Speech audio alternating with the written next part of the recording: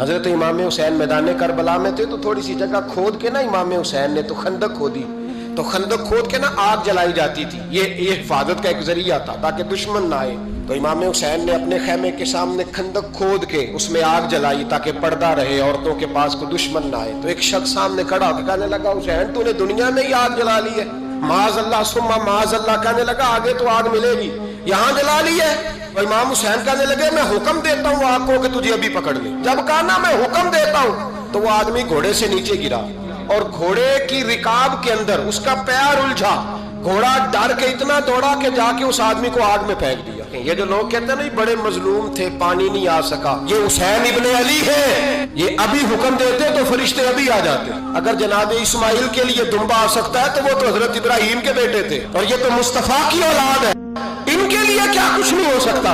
लेकिन इमाम हुसैन ने पसंद किया था करबला के जिहाद।